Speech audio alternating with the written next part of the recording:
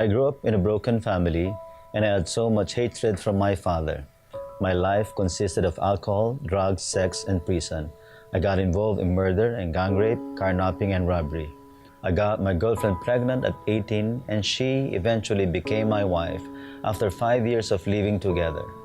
I was an unfaithful husband, an irresponsible provider, and a careless father. What do you do to a husband who is a drunkard and a drug addict? What do you do when you discover that he is having not one, but multiple affairs? What do you do when he aims a gun at you and your children?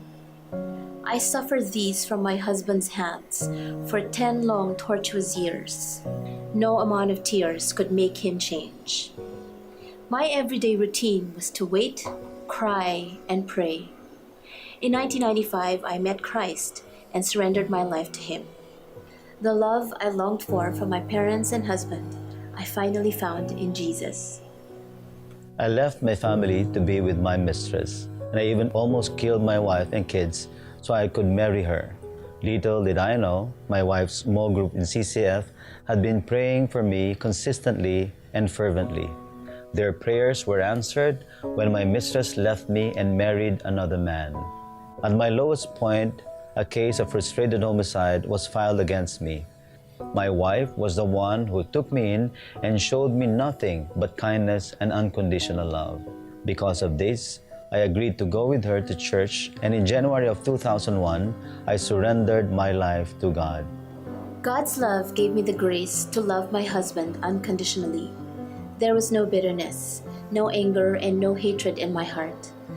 I never gave up, and I remained hopeful that God will restore my marriage. Whenever I turned to God and His Word, His promises gave me so much comfort.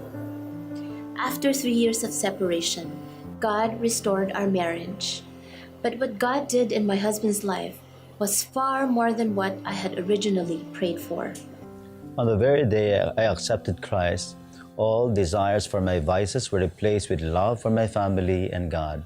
The Lord started using me more and more, first as a D group leader and eventually a youth coordinator and a pioneer of the Biyahe Jail Ministry. In 2005, I was commissioned as a youth pastor of CCF East. In 2008, pastor of CCF Taytay, and now I oversee 7 CCF East churches. As for the case filed against me, the complainant filed an affidavit of desistance, which makes me a truly free man. I thank God for His amazing grace, for restoring my family, and for giving us the opportunity to serve Him.